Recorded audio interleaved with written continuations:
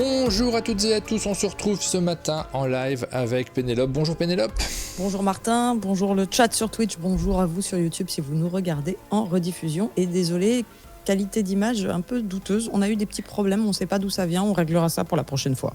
Les Actus Ludiques, c'est le format dans lequel on vous parle de ce qui s'est passé sur Internet. On a une petite semaine en termes d'actualité, on n'a pas trouvé grand chose. C'est une émission qui devrait être relativement courte et on l'a commencé un peu en retard, on ne vous cache pas, parce qu'on a eu des gros soucis d'ordinateur juste avant. Mon ordinateur principal est en panne totale. Je suis resté un peu ce matin à quatre pattes à côté pour essayer de voir pourquoi ça ne marchait pas, et forcément ça perturbe l'organisation et le lancement. On se connecte sur le site internet, vous allez pouvoir retrouver ces informations juste après.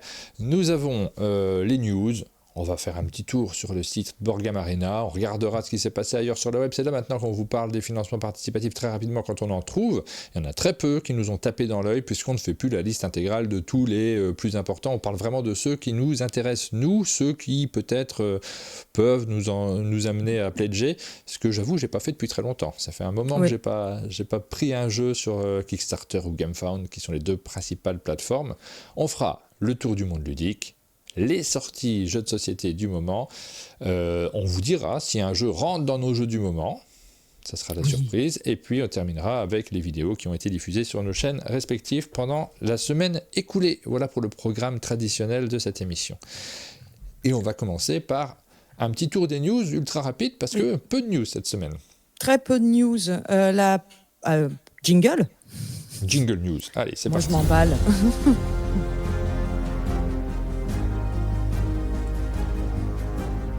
Je sais pas si ça vous fait ça aussi, mais moi quand j'ai des soucis d'ordinateur, là c'est le truc qui me fait, mon cerveau est à plat. Je passe un petit moment en me disant ça va marcher, je vais réussir à faire marcher les choses, et du coup j'ai beaucoup plus de mal à reconnecter ce matin sur le lancement de cette émission d'Actu Ludique, mais on l'a préparé cette émission, donc on a des sujets à partager avec vous, on va s'y remettre. Petite news déjà, tu vas nous parler jeux vidéo. Oui, alors, petite incartade, je sors un peu de nos rails habituels. Mais c'est parce que moi, je suis assez passionnée par le jeu vidéo et je fais partie des gens qui sont encore abonnés à des magazines. Et pour ceux à qui ça parle, JV Le Mag, qui était un des survivants de magazines presse, de magazines papier, jeux vidéo, et qui était assez important, qui existait déjà depuis une douzaine d'années et qui s'était fait connaître pour d'ailleurs des superbes couvertures et vraiment une qualité de papier vraiment au-dessus de la moyenne. Et ils sont obligés de se mettre en pause à durée indéterminée, c'est-à-dire qu'ils n'arrivent plus, ils n'y arrivent plus financièrement à rentrer à avoir une logique qui fonctionne, et donc ils ont arrêté, ils ne feront plus de format mensuel. Ils sont en train de réfléchir à un nouveau modèle, peut-être trimestriel, peut-être même une seule fois par an, je ne sais pas. Ils vont essayer de continuer à exister, mais pour l'instant, c'est à l'arrêt. Et voilà, donc je sais qu'on est plutôt sur un média qui concerne le jeu de société, mais on est quand même assez liés. Et c'est aussi la continuité du fait que la presse papier a beaucoup de mal à s'en sortir, et c'est des petites choses qu'on regarde en se disant c'est un peu triste. Voilà. Donc j'y vais, le mag ferme ses portes pour un temps. La presse papier, c'est compliqué de manière générale. La presse, de toute façon, les modèles économiques sont complexes à trouver. Donc, c'est des questions qui nous intéressent systématiquement et qu'on vous transmet aussi. Le jeu de société et le jeu vidéo ne sont pas si éloignés. Le jeu vidéo, c'est le domaine culturel qui génère le plus de revenus, toujours aujourd'hui.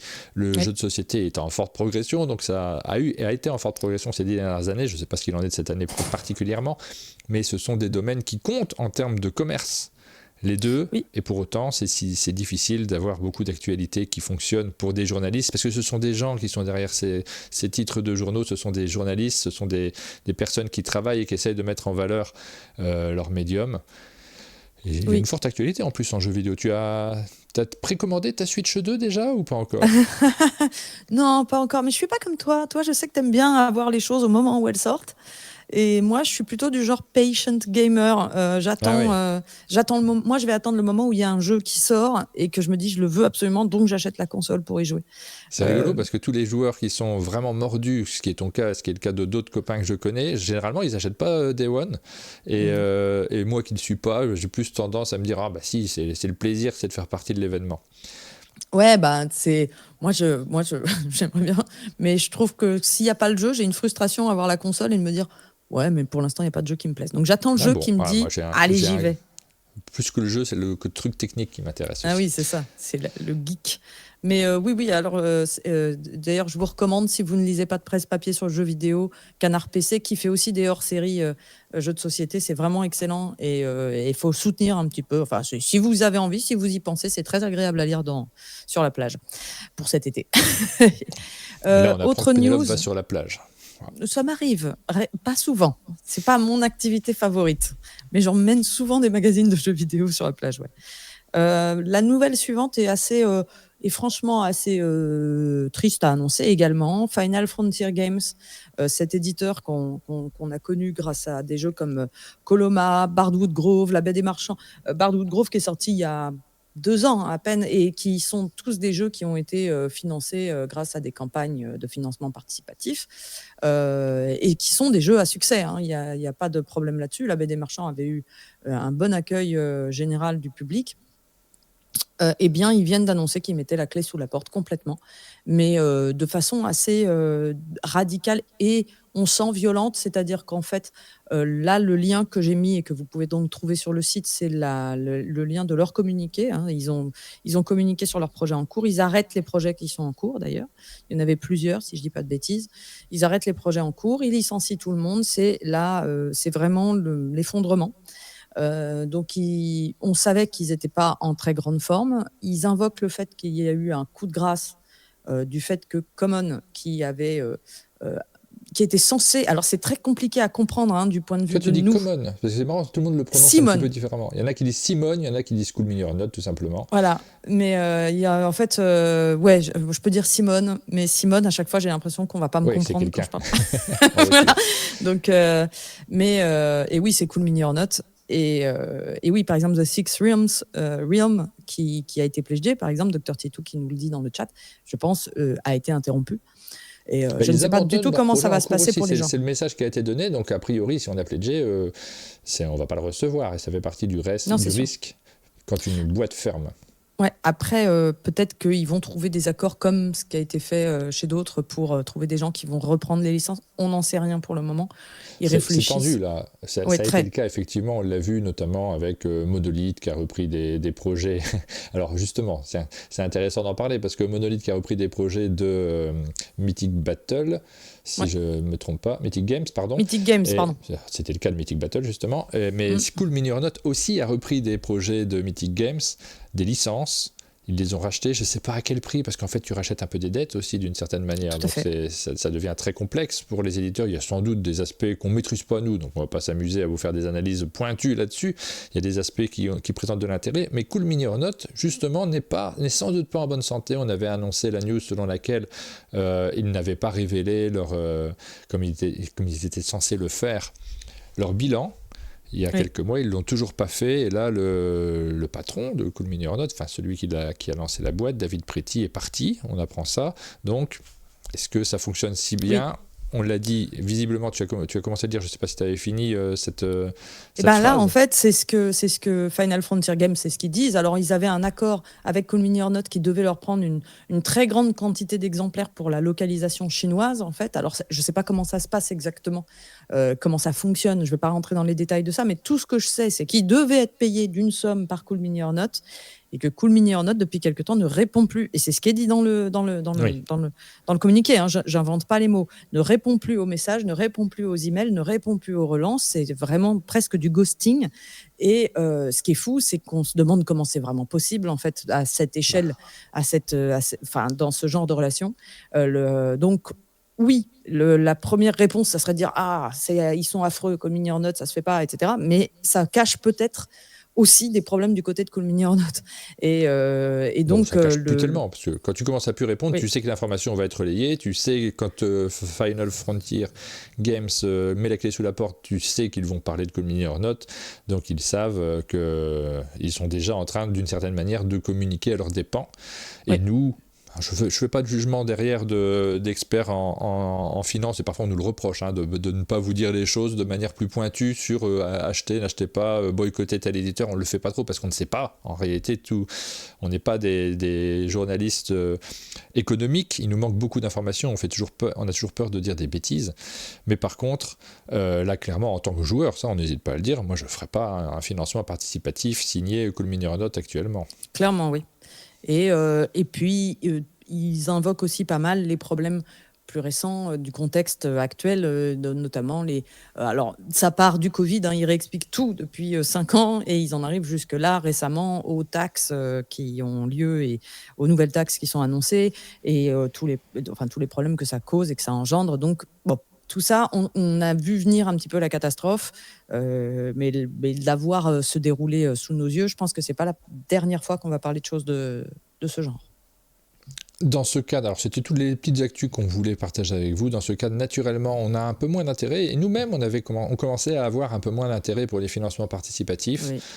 On continue à regarder ce qui s'y passe, parce que ce sont des jeux qui sont présentés, ce sont des mécaniques de jeu, des objets ludiques qui sont souvent, d'un point de vue matériel, plus intéressants que d'autres. Forcément, il y a un déballage de matériel sur les financements participatifs, mais je vous l'ai dit, ça fait longtemps que je n'en ai pas pledgé. La situation au niveau international, en tout cas, parce que ce sont des projets qui sont mondialisés comme les autres, hein. Il n'y a pas tellement de différence avec d'autres jeux de société qu'on achète en boutique. Ils sont aussi produits de manière mondiale, sauf que quand ils arrivent en boutique, on sait qu'ils existent. Les financements participatifs, on a toujours le doute de savoir comment le développement va se faire. Ça crée aussi des inquiétudes sur le long terme. Oui, tout à fait. On a choisi de moins parler des financements participatifs, de le faire dans la partie ailleurs sur le web. Du coup, je mets quel jingle? Parce que là, en fait, la seule chose qu'on a repérée sur le web de notable... On n'a pas de jingle, c'est ailleurs sur le web. On met ailleurs sur le web. J'aurais pu mettre financement participatif, parce que... Oui, oui, c'était une semaine très très calme d'ailleurs, ailleurs sur le web. Alors, comme tu l'as dit dans ta petite phrase bien sûr, il y a eu tous les starter packs, donc c'était pas si calme que ça. Il y a eu une vague de starter pack. J'ai mis mon jingle, pardon, je regarde. Oui, pas de problème. Il y a eu une vague de starter pack sur les réseaux sociaux. Il y a eu aussi une contre-vague des starter pack no AI, c'est-à-dire sans IA, fait par des centaines d'illustrateurs sur les réseaux. Je vous invite à aller regarder parce que c'est vraiment très chouette. J'ai eu droit au mien fait par Maud Chalmel. Mais voilà, c'était vraiment la seule actu qu'on pouvait voir passer sur les réseaux sociaux de cette semaine. Ça a été le grand sujet.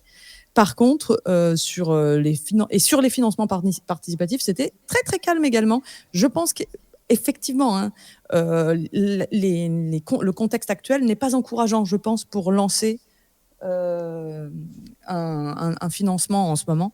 Et les gens doivent être assez refroidis et assez craintifs. Et je pense qu'ils attendent d'avoir plus de nouvelles aussi pour se lancer. Donc, peu de financement en cours.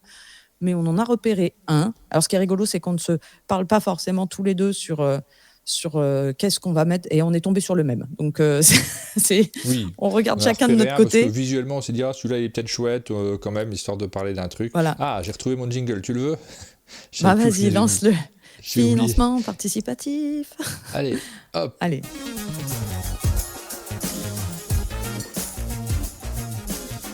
Ah oui, il est super ce jingle. C'est quand même cool de couper la parole pour lancer un jingle, je trouve ça super. Moi. Ouais. Tellement c'est indispensable, tellement l'émission n'existe pas sans ces jingles. Non, mais en plus, je l'aime beaucoup ce jingle. Je pense que c'est facilement devenu un de mes favoris. On note pour moi la pour musique, plus tard, j'ai juste remplacé celui du financement participatif. Ouais.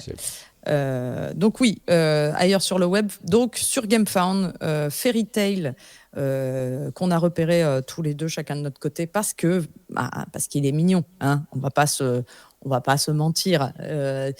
Alors, on est en plein dans ce qui se fait actuellement, des animaux anthropomorphes, une forêt, une histoire avec des animaux anthropomorphes qui vont vivre une aventure. L'histoire me rappelle assez fortement ce jeu. D'un coup, j'ai un trou de mémoire de Dungeon Crawler où il y avait des personnages souris, qui date d'il y a presque 12 ans, hein, 10 ans, 12 ans maintenant, qui était un jeu livre d'aventure avec des dés. Mice and Mystics. Bam, je l'ai eu, il m'est revenu du fond de ma mémoire. Et donc, alors là, ici, c'est différent parce que vous n'avez pas un livre-jeu, mais on est quand même très proche, c'est-à-dire que la logique L'animation 3D est assez flippante. On est quand même... Non, mais il était très flippant, ce monsieur, personnellement. Ça rappelle un peu Everdell aussi, avec le grand arbre qui est au milieu, mais qui sert à lancer les dés. Là, pour le coup, c'est pas du tout la même mécanique. Mais quand même, le visuel, mais naturellement, on est dans la nature, on a un arbre, on a des personnages anthropomorphiques. Il y a des points communs. Voilà. Donc, le jeu est un jeu de Aeolus, Cyber et Spaggy, publié par Smartop. C'est pour un 4 joueurs, des parties de 1 heure à partir de 14 ans. Et c'est un jeu dans lequel, en fait, on va incarner des personnages. Alors, vous voyez, c'est marrant parce qu'on va fabriquer son plateau. On va prendre un plateau central, c'est notre personnage, et ses caractéristiques qu'on va coller les unes aux autres. C'est des petits plateaux qui représentent des caractéristiques de perso.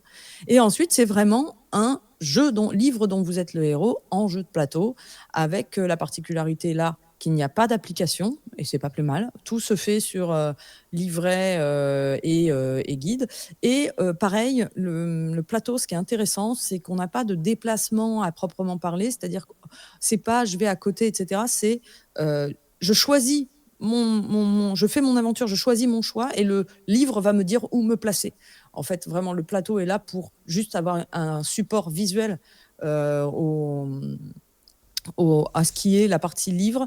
Et vraiment un côté très assumé de le livre dont vous êtes le héros à plusieurs, en coop.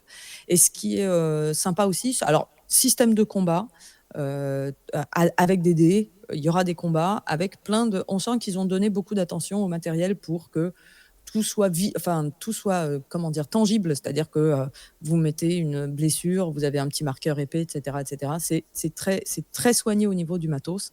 Est-ce que le jeu sera bien ? En fait, là, sincèrement, on peut rien en dire, parce que c'est ce genre de jeu qui repose complètement sur sa narration et sur la qualité de son écriture, où la partie jeu sera finalement assez légère. Donc, voilà, on voit le matériel. Donc le matériel nous informe sur ce qu'on achète visuellement. Par contre, en termes de jeu en lui-même, on a envie de savoir, et il faut quand même mettre un petit budget dessus. Et encore une fois, c'est un projet qui est en financement participatif, donc il y a toujours cette part de risque qui nous inquiète un peu plus aujourd'hui qu'autrefois. On voit qu'en termes de langage, vous avez pas mal de versions en Europe, de versions européennes. Donc la possibilité de l'avoir en version française notamment, mais 160 € pour le all-in. Et si vous voulez prendre pas le all-in, mais la version Core Game, je crois que ça s'appelle comme ça. Alors je ne vois pas le prix ici, mais non, je veux il pas. faut faire, je crois, c'est sélectionner. En dessous, pardon. C'est choisir les récompenses. C'est 89 €. 169 € pour le all-in sans les frais de port, évidemment, et 89 € pour la version Core Pledge. Voilà. Avec une boîte bien originale qui sera bien pas pratique à ranger. Pratique à ranger, ouais. Voilà. Bon, voilà, c'est le petit financement participatif qu'on vous présente quand même pour vous dire, oui, il se passe d'autres choses sur le web, vous avez la possibilité de pledger des jeux directement en ligne. Dans cette rubrique, on vous parle aussi, quand il y a une vidéo impressionnante ou quelque chose, un contenu original chez nos créateurs de contenu, on n'hésitera pas à vous les partager, ou sur les sites internet, ou dans l'actualité de manière générale, en dehors de l'actualité plus exactement, mais des choses qui se sont créées directement sur le web. Mais là, cette semaine, pas grand chose en réalité, donc on va s'en tenir là. Mais j'ai regardé, j'ai cherché partout, j'ai pris un certain temps à faire le tour du web, il n'y a rien qui m'a tapé dans l'œil plus que ça. C'est ça. Une semaine comme les autres, une semaine tranquille. Et on passe à BGA. Je n'ai pas appuyé sur le bon truc. Alors on a tout leur planning. Peu d'informations utiles.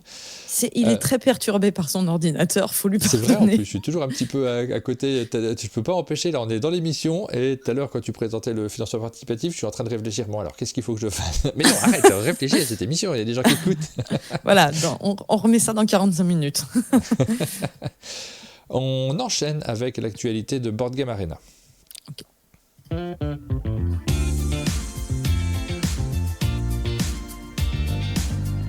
Deux jeux qui arrivent sur Board Game Arena comme chaque semaine. Nous avons la possibilité à la fois de découvrir des jeux récents qui ne sont pas encore disponibles en boutique, et de jouer à peut-être des succès. Et c'est le cas des deux jeux qu'on vous présente cette semaine-ci. Par exemple, Leaders, vous le connaissez, Leaders, il est déjà sorti, il est disponible, et ça fait partie des jeux pour 2 joueurs uniquement, d'affrontements sans information cachée, dans lesquels il y a beaucoup de stratégies, et qui a vraiment tapé dans l'œil des joueurs. On en a beaucoup entendu parler, ça fait partie des jeux qui ont été très largement mis en avant, notamment sur les réseaux sociaux. Vous pouvez y jouer, vous faire votre propre opinion sur D'ailleurs, Board Game Arena. je veux vraiment y rejouer, parce que j'ai eu une opinion d'abord un peu négative, C'est terrible, hein. Je pense que j'ai un gros défaut, il faut savoir faire son mea culpa. Quand l'enthousiasme autour de moi est très très fort sur un jeu qui m'a pas plus surpris que ça, j'ai tendance à être plus dur que ce que je ressens réellement. Donc il faut vraiment que je rejoue à Leaders. Je pense que Leaders, les défauts que je lui trouve sont en partie grandement gommés sur Board Game Arena, et que c'est typiquement un jeu que je vais avoir envie de jouer sur Board Game Arena pour enchaîner des parties et m'habituer à son gameplay. Ah bah écoute, tu me surprends parce que je savais que tu n'avais pas trop apprécié ta première partie, mais je pensais pas que tu amenderais cet avis-là, et ça m'avait surpris en fait, ton opinion qui était très je pense que ça sera, je la comprenais pas trop. Non, mais je pense que ça sera jamais tout à fait mon truc, et je continue de penser que j'ai du mal avec les jeux où tout est un peu à devoir sans arrêt se rappeler de qui fait quoi, mais j'ai rencontré plein de gens qui s'amusent énormément avec. Il y a un moment, il faut aussi que j'arrive à me dire waouh, ne sois pas trop en réaction à la surenchère d'autres, en fait. Je sais pas comment dire. Il y a quand même. Je pense que dire que c'est un jeu génial est un peu exagéré pour moi, mais la réaction que j'avais eue était exagérée de mon point de vue aussi. Voilà. Moi, j'ai pas beaucoup joué. Faut savoir se remettre en question. J'ai vraiment apprécié la première partie. Mais la première partie, on la maîtrise pas. Hein, soyons honnêtes, c'est de la découverte. J'ai vraiment apprécié cette première partie. J'y ai pas beaucoup rejoué derrière, mais par contre, je trouve très chouette. Donc, j'ai aussi envie d'y jouer davantage. Ce qu'on n'a pas toujours le temps de faire dans l'immédiat au moment pile de la sortie des jeux. Évidemment, on a aussi, comme tout le monde en fait, des moments qui sont plus adéquats pour pouvoir jouer au jeu, et des moments qui le sont un petit peu moins.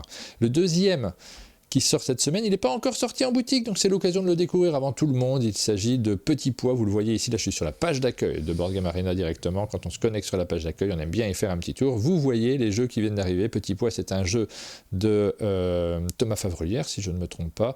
On va revenir sur le site internet pour se mettre, parce que j'ai noté les informations. Il n'est pas tout seul, Thomas Favrelière, il était avec Alex Fortino et Simon Moulard. C'est édité par Blam, c'est un petit jeu de cartes avec des petits pois dessus. Oui, et vous voyez ici dans un la ascenseur. boîte anglaise. La blague, c'est le petit pois dans un ascenseur, si vous l'avez. Moi, je l'ai. Oui, ils ont fait un jeu là-dessus, c'est fou ça. C'est rigolo. Voilà. Et ça, ce sont les jeux qui sont disponibles pour tout le monde, parce que quand on vous parle des jeux sur notre chaîne, en général, c'est ceux que vous voyez dans la rubrique à la une. Quand vous vous connectez, vous voyez les dernières informations, vous pouvez les chercher vous-même, vous pouvez les découvrir, mais à chaque fois qu'on parle de Board Game Arena, on fait un petit tour sur le site, on a déjà montré les interfaces des jeux, puis cette semaine, ce que je vous propose, c'est de jeter un petit coup d'œil tout simplement à la rubrique les jeux, puisque effectivement le fait de temps en temps, on va de temps en temps sur cette page-là, vous avez les derniers jeux qui viennent d'arriver là, ici, avec les 2 derniers et ceux dont on a parlé les semaines d'avant. Vous avez aussi d'autres rubriques avec des jeux populaires, et vous avez également la possibilité parfois de voir des jeux qui sont en bêta, quand vous avez pris les options. Je ne sais pas si c'est accessible pour tous, la bêta, je n'ai jamais retenu, mais même les jeux en alpha parfois, donc on ne va pas trop regarder les jeux en alpha, mais par exemple en bêta, vous avez des gros titres qui seront plus tard annoncés comme les sorties du moment. Par exemple, là, il y a des jeux qui datent un petit peu, tu vois, Wizards Cup, il date de la fin d'année dernière. Mais j'aime bien. Ouais, c'est chouette. Moi, j'aime beaucoup. J'aime bien le fait qu'en plus, l'offre mélange du nouveau, du à venir, du l'ancien, je parle bien, mais je trouve ça chouette. Ça... Vous avez vu ce Tower Up là qui arrive en version bêta? Il sera annoncé, un de ces 4, on va vous dire hey, Tower Up est disponible pour tout le monde sur Board Game Arena. Tower Up, c'est un jeu auquel j'ai fort envie de jouer. Moi, en ligne, je trouve que ça s'y prête bien. Il y a des jeux que je préfère jouer sur table, et puis d'autres, on n'a pas toujours l'occasion, mais et que j'ai envie de faire tourner beaucoup. Et le fait de le voir sur Board Game Arena, c'est toujours une bonne surprise en soi. Hop, là juste avant, il n'y a pas un petit Garden Rush qui est dans les sorties de cette semaine. Il est disponible aussi sur la plateforme. Ah là là, voilà, formidable. Oui, il est dans les sorties de cette semaine. Vous pouvez y jouer avant de l'acheter. Et puis donc les alphas, ça c'est top secret, on n'a pas le droit de les voir, je vous les montre pas. On passe vite, hop. Mais c'est surtout que c'est hyper dur d'y accéder aux alphas. C'est quelque chose que j'ai compris très très tard. Faut être un gros joueur, faut avoir énormément de parties. C'est un cercle très fermé, mais pas pas dans le sens élitiste. Faut être bon, quoi. Moi, j'ai pas du tout accès aux alphas. J'en suis très très loin. Ah là là. Et c'est des jeux qui vont arriver un petit peu plus tard et qui sont joués par les joueurs et aussi validés comme ça, parce qu'il y a plein de parties qui ont déjà eu lieu quand un jeu arrive pour tout le monde sur la plateforme. C'était notre rubrique Board Game Arena. On enchaîne avec le tour du monde ludique Jingle.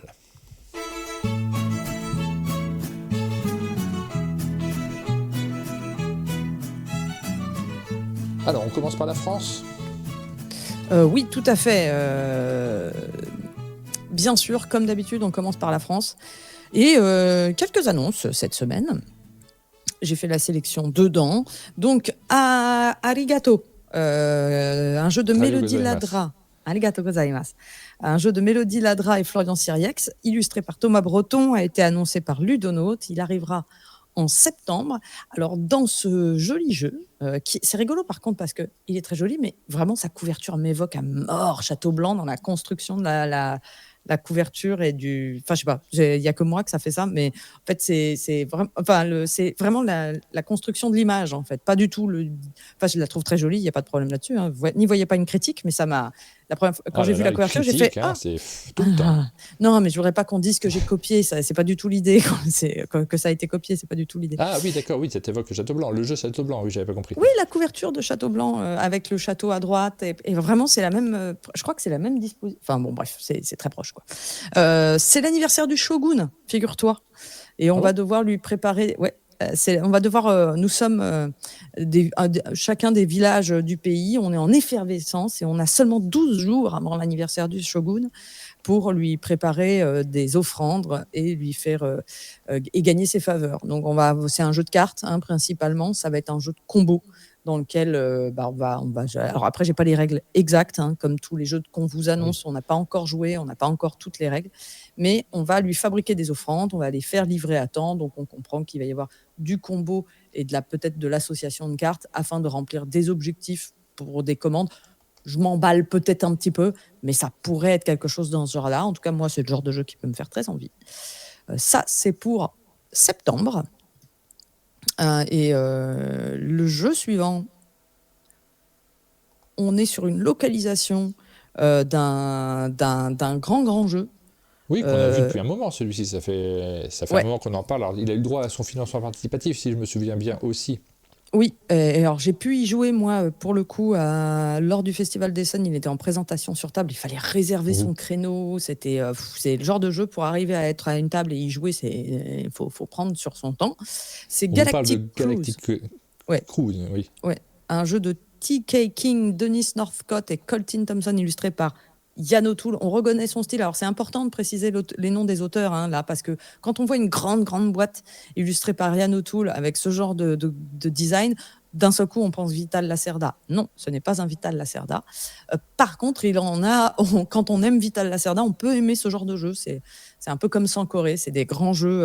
Là, on est encore sur un très, très gros jeu qui arrivera donc chez Super Meeple en septembre. Alors, le principe, moi, je l'adore. Hein, c'est en gros, on incarne une compagnie de croisière dans l'espace. On va affréter des fusées, mettre des touristes dedans et les envoyer faire du tourisme là-haut dans le ciel. Et le jeu repose sur un système de sélection d'actions. En fait, on va jouer nos jetons actions. Un système très, très malin où vos actions elles vont s'améliorer au fur et à mesure de la partie. Elles vont être de plus en plus puissantes.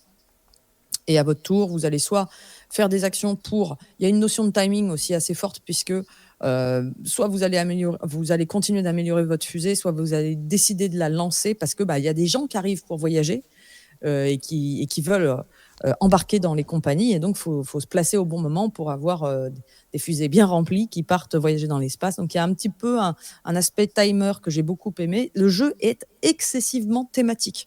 Alors, je ne vous dis pas qu'il va être facile à prendre en main la première partie. Hein. Moi, j'ai eu la chance d'avoir une explication de rêve dans des conditions bruyantes, mais de rêve quand même. Le jeu est quand même très, très costaud. On ne nous voit plus, on nous revoit. Le jeu est...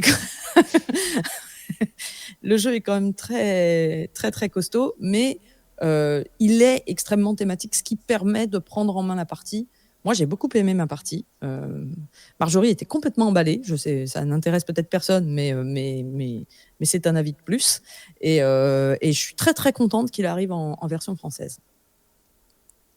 Galactic Cruise, donc, qui sera disponible donc, en version française. Haute localisation. Oui, lui aussi, on en avait déjà parlé, mais là, voilà, c'est officiel. Pixie Game, on n'est pas surpris, localise un jeu de Garfield Games, puisque ils ont un partenariat historique et ils s'occupent de la localisation de quasiment tous les Garfield Games. Je sais pas si... J'ai l'impression qu'ils les ont carrément tous faits, mais peut-être qu'il y en a qui n'ont pas été faits. The Anarchy de Bobby Hill, qui est illustré par Sam Phillips. Celui-là me fait très, très envie aussi. On est sur un énorme roll and write très compliqué, dans la même veine que le Mur d'Adrien. C'est un peu sa suite... historique, sauf que ça se passe pas du tout. C'est toujours en Angleterre, puisque le Mur d'Adrien se passe en Angleterre. Là, on est toujours en Angleterre, mais on est au Moyen Âge. On est à la période, ce qu'on a appelé la période de l'anarchie, où il y a eu un roi, je ne sais plus lequel, d'un seul coup son nom m'échappe, qui est mort, et il n'avait pas de descendant mâle, et donc la couronne a été débattue entre soit l'impératrice, tous les noms m'échappent, et le roi Stephen. Et nous, le roi Stephen s'est emparé de la couronne, et nous, on va jouer les fidèles du roi Stephen qui vont essayer qui vont affronter les armées de l'impératrice en face. Les noms me reviennent pas, je suis désolée, je suis pas à la référence historique ce matin. Mais on va faire plein de choses. J'aime bien, moi, on voit qu'il y a un petit château sur un petit plateau individuel. On va devoir défendre nos châteaux. On va gérer notre royaume. On va envoyer des armées. Enfin, bon. Sam Phillips, ça peut aller trop loin de temps en temps. Garfield Games, ça peut vraiment avoir des mécaniques vraiment hyper poussées. Mais son roll and write avait super bonne réputation, et moi je trouve le thème super, donc pareil, très envie, et c'est pour 2025. Et enfin on finit sur une annonce pour un jeu qui arrive dans pas si longtemps que ça, et on n'en a pas parlé. Il hésitait à ce qu'on en parle parce que c'est un illustrateur qu'il n'aime pas du tout. Mais les gens l'ont vu depuis Vichy de l'année dernière. Est-ce que ça vaut le coup de le mettre dans les annonces ? Et moi je trouve oui, parce qu'on voit enfin sa couverture, et moi j'aime bien montrer les boîtes quand elles arrivent et qu'on dit regardez, on a enfin la couverture de avant-après, pardon. Le nouveau jeu d'enquête et d'ambiance d'Antonin Bocara, Jean-Baptiste Frémaux et Paul-Adrien Tournier, illustré par un illustrateur célèbre que nous ne citerons pas parce qu'il n'en a pas besoin. Il arrivera le 9 mai. Donc là, c'est dans moins d'un mois chez Old Chap Game. Si vous ne connaissez pas le principe, moi, je me permets de le dire parce qu'il ne se permettra pas de le faire peut-être, mais c'est vachement chouette.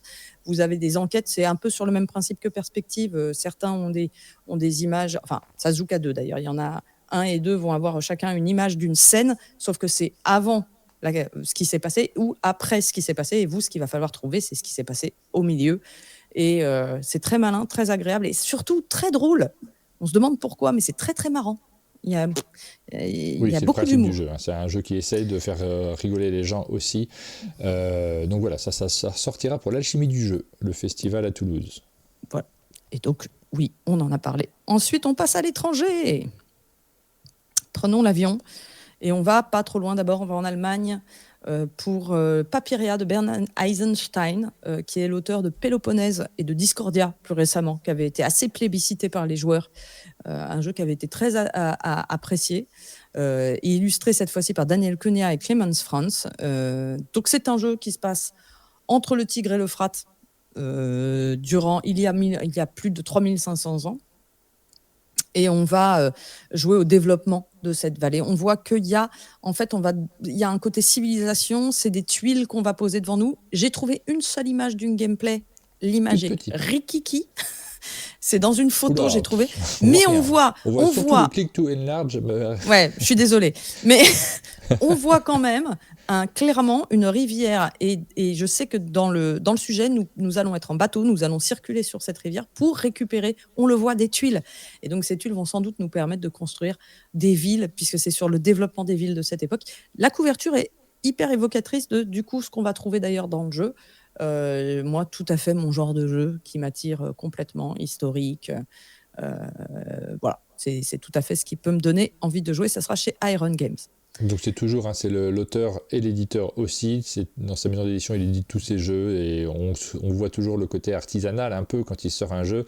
On se souvient de Discordia, le dernier, qui avait été repris largement par l'éditeur français et revu et corrigé. C'est Silex qui en avait fait la version française. Parce que quand tu es ton propre éditeur, des fois il y a des petits défauts en termes de développement. Mais par contre, c'est toujours intéressant. Moi j'aime bien aussi cet aspect-là. C'est un auteur que je suis souvent. Oui. Pardon. Non, on me pose la question dans le chat s'il y a de l'IA sur la couverture. Je n'ai pas de ce que je sache. There and Back Again est un nouveau roll and write de Rainer Knizia qui a été annoncé par Office Dog. Ça c'est grosse hype quand même, hein, parce qu'on est sur le Hobbit. Et j'ai regardé. Et c'est fou parce qu'il y a des jeux comme ça. On se dit, oui, mais t'en as déjà eu 3000 des jeux comme ça sur ce thème-là. Pourquoi ça te fait toujours le même effet de j'ai envie d'y jouer, j'ai envie d'essayer? Bah, moi, typiquement, là, c'est bon, je suis vendue. En plus, je me suis réconciliée avec les roll and write depuis pas longtemps. Je trouve que... Mais non, mais c'est vrai, j'ai eu vraiment une période où tous les roll and write, ça me gonflait. Et en ce moment, je trouve que tous les roll and write, c'est super. Peut-être un petit degré de fatigue qui en avait...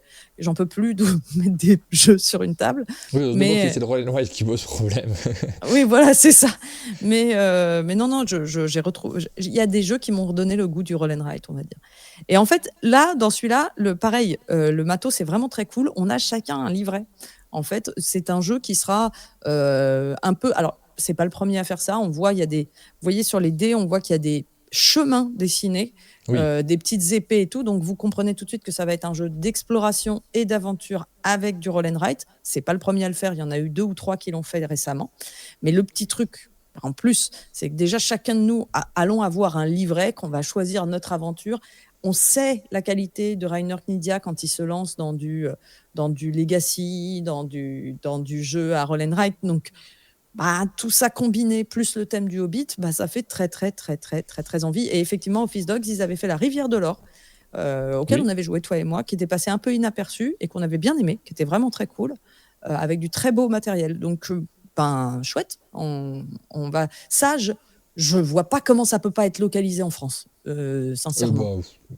Oui, normalement, c'est dans la galaxie Asmodée, donc ça sortira en France sans aucun problème. Voilà, comme c'est dans la galaxie Asmodée, on en aura parlé à la dernière minute, au moment de sa sortie, mais oui, j'espère que ça arrivera chez nous.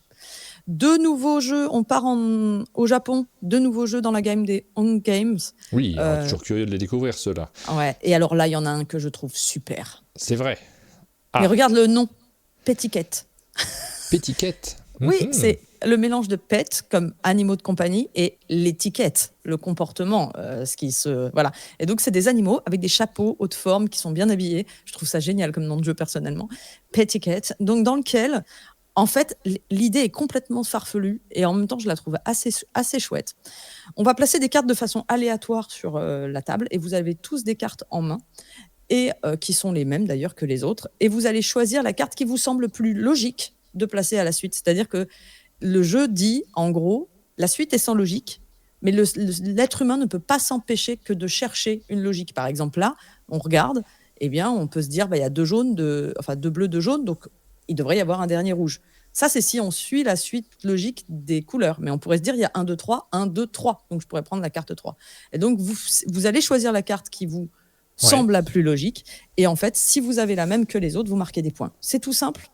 Je ne sais pas comment ça va être solide, mais c'est rigolo. Et ça repose sur un principe qui est très marrant. Et je le trouve graphiquement super. Le deuxième, c'est Regal Roulette. Alors là, on est vraiment dans un jeu de roulette russe complet. On a un sac, on met dedans des... alors, je sais pas comment... Des serpents et des... Il y a un nom, j'ai pas compris, mais ça doit être ceux qui sont de couleur rouge. Et à votre tour, vous allez en tirer... c'est vraiment une roulette russe. Hein. Donc, vous allez enterrer une certaine quantité du sac et vous ferez des points jusqu'à ce que tous les rouges aient été tirés. Et à ce moment-là, on arrête et on regarde qui a réussi à avoir le plus de noirs. Donc, vous prenez plus de risques. Il y avait un jeu d'Antonin Bocara qui était exactement sur le même principe, avec un chien dessus. Est-ce que le nom va me revenir? Il faut essayer de le trouver. Le premier qui le trouve va gagner. Voilà. Mais oui, forcément, ces principes de stop ou encore, on les connaît. Ouais. On en a déjà vu.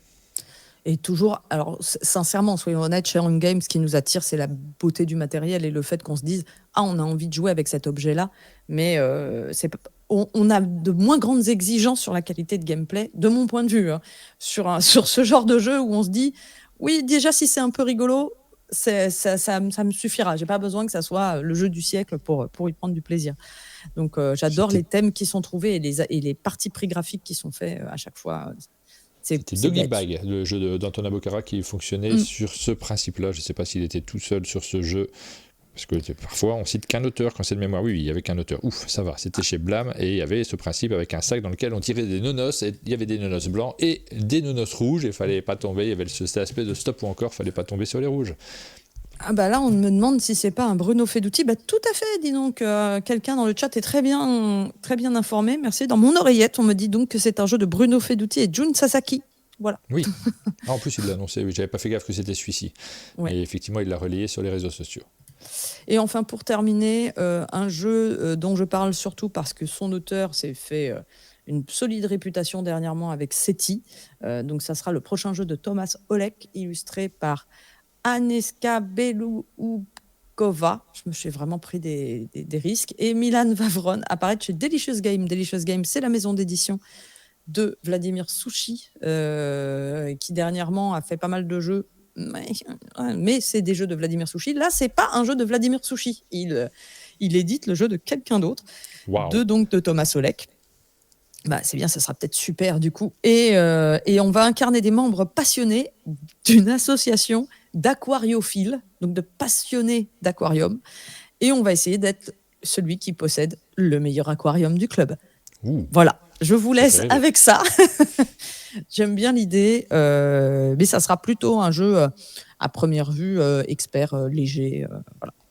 On a fait le tour du monde. Et ça, c'était en République tchèque. C'est le moment de regarder les sorties de la semaine. Y a-t-il des jeux qui rentrent dans nos jeux du moment, les jeux qu'on vous conseille vivement? C'est parti pour le jingle.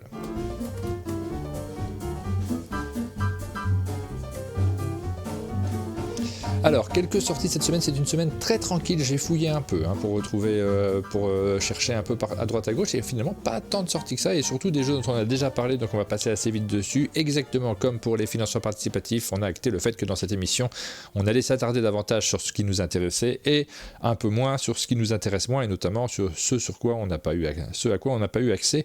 C'est important aussi de vous parler de manière intelligible des jeux qui sortent. Donc il y en a deux petites lignes là de jeux. Vous avez un Hitster Summer Party, on a beaucoup parlé d'Hitster, donc on passera rapidement dessus. Halo Flashpoint, qui est... tu m'arrêtes quand tu veux, évidemment, Pénélope. Oui, bien sûr. Je les liste hyper rapidement, mais on s'arrête quand on a des choses à raconter. Donc un jeu sur l'univers d'Halo, le jeu vidéo. Tu étais joueuse de ce type de jeu? Moi, j'ai jamais joué à Halo. Non, je suis pas une... En fait, j'aimerais, parce que je sais pas vous, mais j'ai toujours un complexe face aux jeux qui cartonnent, et je me dis, mais comment ça se fait que moi, j'accroche pas du tout? Et les Halo, j'ai jamais réussi. Pourtant, il y a des first-person... C'est un first-person shooter, c'est du FPS, que j'ai adoré, mais ça, c'est l'univers aussi. Il faut que ça vous parle un minimum, et moi, le robot, espace, tout ça, ça me touche. Tout ça là. Ouais, je pensais que... Ouais, ok. Moi aussi, j'ai jamais joué, mais je serais curieux de découvrir quand même. C'est vrai que tout se manque, mais quand on a du retard, forcément. Hop, on nous dit que l'Ascension, c'est la semaine prochaine. Sur le chat, on a cette information. Je l'avais noté pour celle-ci. Hop, il est parti. Ça fait encore moins de jeux à... J'actualise, on va voir si ça se met à jour direct. Ah, ça retombe sur avant-après, comme c'est bien fait. C'est génial. Il a fait exprès. Parce que c'est ce genre de personne. Et regardez, puis il n'y a plus Ascension. Vous voyez comme je suis au point. Donc ça sera pour la semaine prochaine, on en reparlera la semaine prochaine. Vous avez Haruichiban. Alors c'est pas forcément cette semaine-ci. Haruichiban, c'est un tout petit éditeur qui s'auto-distribue. Donc en fait, c'est quand vos boutiques vont le commander qu'il arrivera. Et il y en a déjà qui le proposent. Il y en a certaines qui ne l'ont pas encore, ce jeu-là. Et Haruichiban, c'est plutôt un très chouette jeu. Puisque c'est Offline qui fait ce jeu-là, et Offline c'est à la fois un éditeur de jeux de société, mais j'arrive plus à dire société, mais aussi un producteur, c'est le fabricant, c'est l'usine en elle-même, et de ce fait ils ont souvent un matériel très original, dont ces pions transparents qui sont collés avec une petite image à l'intérieur. Je sais pas si tu avais déjà vu ça sur leur jeu précédent. C'est toujours c'est un matériel de fou, en fait. On a envie de le manipuler. Ah ouais, j'avais pas du tout, tu vois, c'est bien qu'on fasse ces émissions parce que je trouve que vraiment le matos donne très envie d'y jouer. Alors que j'avais pas du tout vu sortir ce jeu. Parce qu'il n'est pas dans les... Nous, souvent, quand on regarde les listes des jeux qui sortent, on regarde les listes des distributeurs. Et là, comme ils s'auto-distribuent, naturellement, on peut passer à côté. Forcément, il faut... Et la date n'est pas précise sur ce genre de jeu.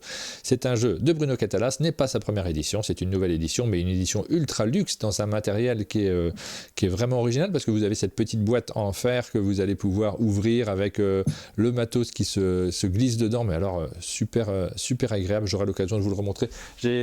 Pour l'anecdote, j'en ai parlé hier pour ceux qui ont suivi l'émission d'hier, mais j'ai tourné des petites séquences sur ces différents jeux. Celle-ci, je l'ai tournée et comme mon ordinateur est en rade, j'ai pas pu la monter, donc je vous la montrerai pas ce matin, mais je le ferai dès que je récupère un ordinateur de montage convenable et je vous montrerai un peu comment c'est agréable de poser ce matériel sur la table. Ouais, c'est un chouette jeu, c'est un très chouette jeu. Alors, en fait, j'aimais bien le jeu. C'est du jeu abstrait, j'aimais bien y jouer, mais le matériel rajoute un truc en plus. Le fait d'avoir ce plaisir, d'avoir un super matériel juste devant soi, allez hop, moi je vais le rajouter dans mes jeux du moment, je vais me faire ce petit plaisir, hop, je vais le mettre dans la ludothèque. Tu vois, comme quoi ça marche cette histoire de jeu du moment, parce que moi ça me donne envie d'y jouer. je suis très influencée par Martin. T'es pas forcément joueuse non plus de jeux abstraits. Non, c'est pas mon domaine. Me voilà prévenu. Hop, je rajoute juste après parce que là, je suis pas sur la bonne page. Ensuite, les autres sorties de cette semaine. Nous avons Alors, j'ai remis Lolidox et Lynx, mais on va pas s'attarder dessus parce que j'ai l'impression qu'ils sont pas disponibles partout. Donc, je ne sais pas quelle était la semaine précise de sortie de ces deux jeux de Blue Orange. Peut-être c'est celle-ci. En tout cas, je les ai remis à cette date. Mais on va pas s'attarder, on en a déjà pas mal parlé. Nous avons Kabuto Sumo, j'ai vu que tu avais joué à celui-ci. Mais oui, alors j'y ai joué très rapidement. Mais en fait, c'est des jeux où le matériel est absolument primordial et où je suis facilement charmée par l'idée du concept et du gameplay. Alors, des fois, il me faut un peu de recul pour savoir si je suis plus charmée parce que je trouve ça élégant, je trouve ça c'est bien, etc. Est-ce que le jeu va rester dans ma mémoire ? Je ne sais pas. C'est un jeu qui va... en fait, on va avoir un petit plateau sur lequel sont posés des palets et nos deux petits sumos. C'est un jeu d'affrontement à 2 joueurs ou plus. D'ailleurs, je crois qu'on peut avoir plus de sumos que ça. Et on n'a pas d'image, par contre, sur l'écran. On ne voit rien du tout quand je parle. C'est parce que je suis vraiment un peu à côté de mes pompes là aujourd'hui. C'est fou. Hein. Non, tu es à ton ordinateur. Là, en fait, vous voyez pas, mais son esprit est assis à son ordinateur. Même pas parce que j'y pense pas, mais je sens bien que je suis moins concentré de manière générale. Donc c'est un jeu dans lequel des sumos vont s'affronter. Vos sumos sont représentés par des petits palets en bois. Et vraiment, le matos est absolument magnifique. En plus, c'est illustré par Konchai Moriya, qui est... Voilà, là, vous comprenez mieux ce que je dis, qui a fait une illustration sublime. Et à votre tour, c'est tout simple, c'est comme dans les fêtes foraines. En fait, on part avec un certain nombre de palets en main. On va placer le petit poussoir quelque part autour du plateau et on va faire glisser notre palet jusqu'à ce qu'il soit intégralement sur le plateau. Ça va faire tomber des petits palets de bois qu'on va récupérer pour pouvoir en pousser d'autres. Et puis notre but, c'est de faire tomber tous les sumos des autres. C'est tout simple. Hein. Vous pouvez vraiment, ce que vous imaginez que vous allez jouer, c'est exactement ce que vous allez jouer. Il n'y a pas de... Donc en gros, soit ça vous plaît comme principe et ça vous amuse un peu et vous ne serez pas déçus, soit vraiment ça ne vous intéresse pas et vous ne serez pas charmé plus que ça. C'est-à-dire c'est vraiment le genre de jeu où ce qu'on imagine, on va le trouver exactement, la sensation qu'on imagine trouver. Moi, je l'ai bien aimé. Je ne sais pas si ça intégrera ma ludothèque à proprement parler, parce que si je ne l'avais pas reçu, est-ce que je serais allée vers lui ? Est-ce que c'est mon genre de jeu ? Je ne sais pas, mais je le recommanderais à des gens qui aiment ce genre de jeu sans aucun problème. Ah oui, j'ai pas eu l'occasion de le manipuler celui-ci, je l'ai pas vu pour l'instant, donc mais je suis curieux en fait. Mais ça fait longtemps qu'il est sorti en fait. C'est une localisation française maintenant, mais ça fait un sacré bout de temps qu'il est disponible en version originale. Il arrive seulement maintenant en version française. Ouais. Dans le même genre, avec du matos très impressionnant, on a Tales of Kunugi. J'ai cru comprendre que toi, ça t'avait pas emballé. Moi, j'ai pas joué au jeu, j'ai trouvé le matériel absolument fou. Je suis pas un amateur de ce type de jeu, moi, de base. Donc en fait, mon avis, il est presque anecdotique là-dessus parce que j'en ai pas enchaîné les parties. Tous les jeux, tu sais, d'empilement et dans lesquels on va mettre des éléments les uns par-dessus les autres, j'avoue que ça m'amuse pas parce que je vois un petit côté un peu exercice et finalement, le fait que tout va se casser la figure sur la table, attention, et ce stress-là, moi, m'amuse pas tant que ça. Donc, alors, est-ce que c'est pas un j'étais en train de réfléchir s'il y en avait un qui m'avait déjà plu dans ma vie de joueur, à part le Mikado il y a très très très très longtemps. Je crois pas effectivement que c'est non plus exactement mon genre de jeu. J'avais un souvenir de celui où tu as un très grand plateau en équilibre et tu mets, c'est très beau ça, en bois, où tu mets des éléments et ça bascule plus. Mais il y a un côté très effrayant et très impressionnant qui rajoute au jeu. Là, on est vraiment dans de l'utilisation effectivement de... Alors, il y a du scoring, hein. C'est quand même, je place à tel endroit pour faire du score et tout. C'est pas tout à fait que de l'agilité. Il y a une petite logique au niveau du gameplay. Mais je peux comprendre. Moi, j'ai pas encore joué au jeu, j'ai juste trouvé fou le matériel et qui sentait très bon parce que c'est du vrai bois en fait. Enfin, c'est un genre de bois, c'est pas du tout du carton que vous avez sous les Alors on yeux. nous demande sur le chat si t'aimes pas Nekojima. Ben moi j'aime pas trop Nekojima, j'aime pas trop non plus Décrocher la Lune, je crois qu'il s'appelait chez Bombix, alors que ce sont des bons jeux. Donc on peut ne pas aimer des bons jeux parce que c'est pas ta catégorie ou que tu t'amuses pas particulièrement dans ce domaine-là. Donc c'est pour ça que je suis assez soft sur ce type de jeu, je me permets pas de dire ah non c'est nul, parce que c'est juste, là je le sais, c'est une affaire de préférence personnelle. Voilà. Mais l'objet est vraiment très cool. Limite, on a envie de l'acheter, de monter l'arbre et de le foutre dans un coin pour le garder en déco. C'est horrible. Mais c'est vraiment une très jolie édition. Voilà, si vous avez au moins un avis. Et le matériel fonctionne. Si votre question, par exemple, si votre résistance à l'achat, ça serait de ce côté-là, ça fonctionne très bien. Nous avons également Rebumix qui sort cette semaine. Donc Rebumix, c'est un jeu dans lequel on va faire du dessin, mais on va faire du dessin par syllabes. Vous allez avoir des mots qu'il va falloir faire découvrir à un joueur autour de la table. Et sur ces mots, ça y est, j'ai retrouvé mon... Il n'y avait vraiment rien qui marchait ce matin. Hein. Mais là, depuis tout à l'heure, je vous montre des demi-fenêtres à l'intérieur de la fenêtre parce que j'arrive plus à les afficher en grand, je ne sais pas pourquoi. C'est bon, c'est revenu. Rebumix, chaque joueur va avoir une syllabe du mot à faire découvrir et va l'illustrer à la manière d'un rébus. Donc c'est à la fois du dessin et du rébus que l'on fait en même temps. Par exemple ici, pour le mot dépanner, vous faites des pas, un nez, un dé, et le joueur doit reconstituer. C'est ça, et c'est c'est plusieurs joueurs en fait qui font chacun un mot, enfin chacun un dessin, si dans mon souvenir c'est. Oui, c'est plusieurs joueurs qui vont faire découvrir à une seule personne le mot qui est recherché. C'est rigolo sur le papier, ça faut essayer, mais moi j'y ai pas joué. Tu y as joué? J'y ai joué. Je n'ai pas plus aimé que ça, je vais être franc. Ça ne m'a pas enthousiasmé non plus, mais... On est sur des petites semaines. Hein. Oui, après, là, je vous dis mon ressenti personnel. Ça ne veut pas dire que vous aurez le même nécessairement. Par contre, c'est important qu'on vous le dise, quand on a des gros coups de cœur ou quand on en a moins. Nous avons Garden Rush qui est paru également. Alors là, c'est un jeu pour 2 joueurs uniquement. C'est publié par Space Cowboy. Ils ont une très jolie petite collection de jeux pour 2 joueurs. Et celui-ci est plutôt chouette. C'est plutôt en fait, on n'en attendait rien et c'est plutôt une bonne surprise. Ouais, alors je trouve que en fait, le tout fonctionne très bien dans ce jeu qui se veut redonner le feeling des jeux de vidéo qu'on a sur téléphone, en fait, comme... comment ils s'appellent ces jeux, les fruits machin chose, là... j'ai plus le nom parce que moi j'y joue pas du tout. Mais tous ces jeux où vous allez connecter des fruits, des diadèmes, des trucs et que quand vous faites des lignes et des colonnes, ça explose et ça disparaît. Ouais. Candy Crush, merci. Voilà. J'ai l'impression d'être une vieille personne. Vous n'avez pas non plus, pardon. Mais c'est parce que moi je suis vraiment pas du tout la cible de ces jeux-là. Je trouve ça tellement répétitif que ça m'attire pas du tout. Mais il y a vraiment des accros. Et en fait, c'est vraiment le principe, c'est-à-dire que vous avez une ligne au centre qui va être un marché de tuiles, vous allez en choisir une que vous allez placer dans la colonne correspondante sur votre plateau, et immédiatement cette tuile va être remplacée par une autre tuile, on va faire glisser toutes les tuiles, etc. Et sur votre plateau, si ça forme un certain motif, ça va scorer, vous allez éliminer les tuiles où il n'y avait qu'un seul légume ou retourner celles où il y en avait 2, et donc c'est comme ça, vous allez faire des motifs, mais ça va sans arrêt re-exploser, redisparaître, vous allez refaire des motifs, etc. Il y a Duralex qui dit « Je trouve que c'est mieux sur BGA qu'en physique ». En fait, c'est un peu mon problème avec ce jeu, c'est que je pense que c'est un excellent jeu vidéo. Et mon problème, c'est qu'à chaque tour, on doit remettre une tuile dans le marché, on doit manipuler les tuiles sur son plateau, et je trouve qu'il y a un peu trop de manipulation. Et alors que le jeu est bien. Vraiment, je trouve ça cool. Tout fonctionne très bien. C'est pour ça que quand tu dis « On est agréablement surprise », oui, mais j'y jouerais peut-être plutôt sur Board Game Arena.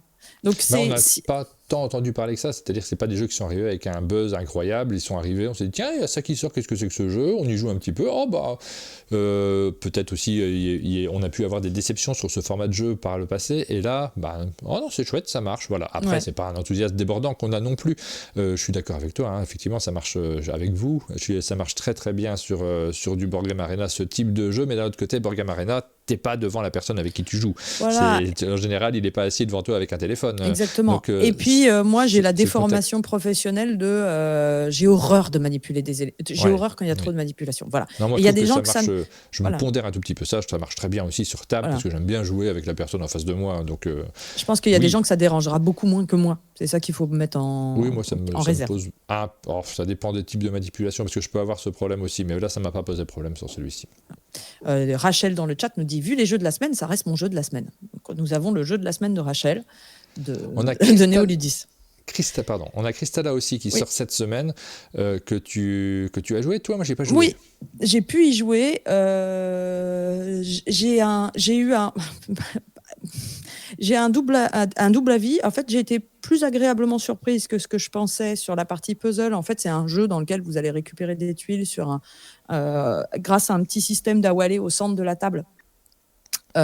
Pour créer des motifs devant vous et scorer. On est dans quelque chose d'hyper classique. Il y a pas de, vous n'allez pas avoir l'impression de jouer à quelque chose auquel vous n'avez jamais joué. Il y a des scorings en fonction des formes et vous récupérez des tuiles au centre. Et j'ai trouvé que la partie puzzle était pas désagréable et que j'étais contente d'arriver à avoir les tuiles que je voulais pour faire mon puzzle.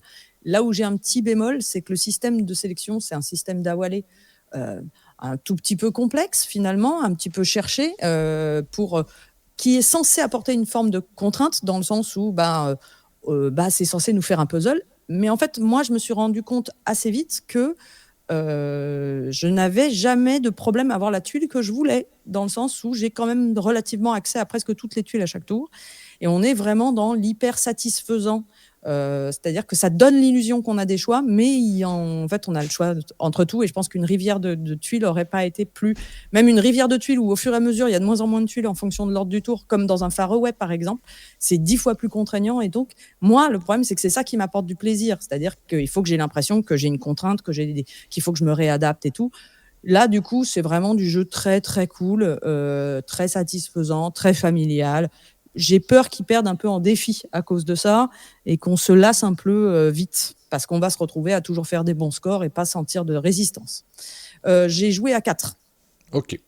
Donc c'est un jeu de Pierrick Libralesso et Renaud Libralesso ainsi que Yoel Sayada et c'est publié par Schmitt, illustré par Olga Kress. Ce jeu donc sort cette semaine, on a eu l'occasion d'en entendre parler. Ça y est, il est en boutique. Vous allez pouvoir l'acheter également.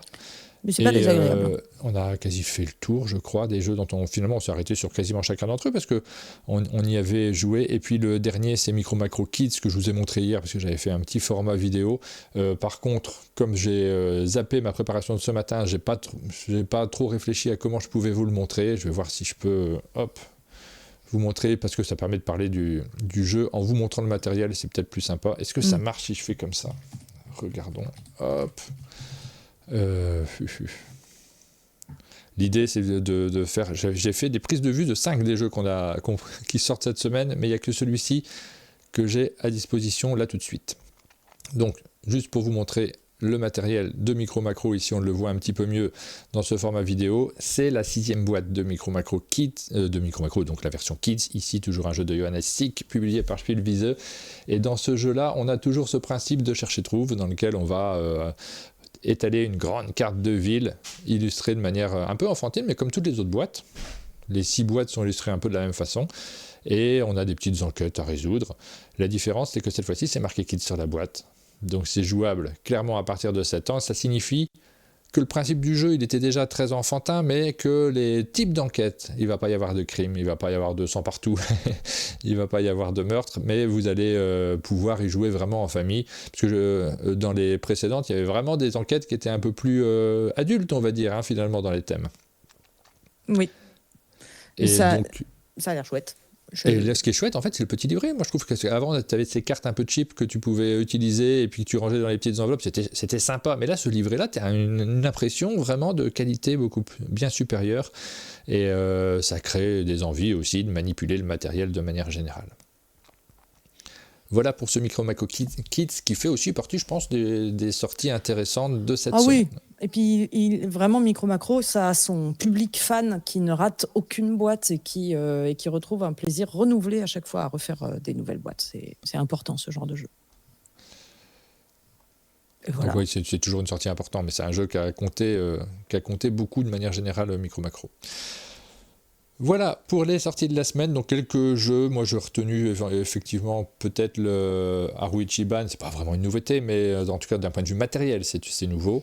Et ce Micro Macro Quiz, pourquoi pas. Et de ton côté, non, pas de beaucoup de cœur. Moi, si je devais en garder qu'un seul, ça serait Kabuto Sumo pour l'objet. Ouais. J'aimerais bien y jouer moi celui-ci, j'aimerais bien me faire un avis dessus parce que ça fait longtemps que j'en entends parler, mais j'ai jamais eu l'occasion de le voir sur la table. Oui, je fais partie des gens qui peuvent dire j'ai pas besoin qu'un jeu soit beau pour l'apprécier et avoir envie d'y jouer, mais il y a des jeux que je garde dans ma collection juste parce qu'ils sont beaux des fois.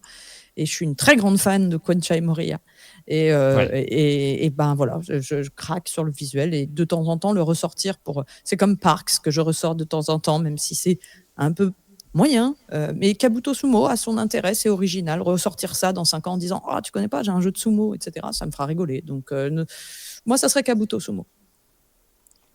Et puis Plume qui nous dit très frustrée de ne pas pouvoir jouer à cause de ma vue. Je pense qu'elle parle elle parle de Micro Macro. et effectivement, Micro Macro, vaut mieux voir clair, vaut mieux pas avoir les yeux trop fatigués parce que c'est compliqué de se concentrer dessus. C'est une des limites du jeu, forcément. C'est familial, mais ça marche mieux avec ceux qui ont une très bonne vue. Tout à fait. On termine cette émission en vous parlant des vidéos qui sont diffusées sur nos chaînes respectives. Sur ta chaîne, tu as fait une vidéo sur Come Sail Away avec Perco. Ah ouais, super vidéo. Enfin, déjà, j'adore Perco. Voilà, c'est toujours un moment hyper agréable de le recevoir et de jouer avec lui. C'est très très détendu et si vous le connaissez pas, venez. C'est un des rédacteurs de Canard PC dont je parlais au début de l'émission.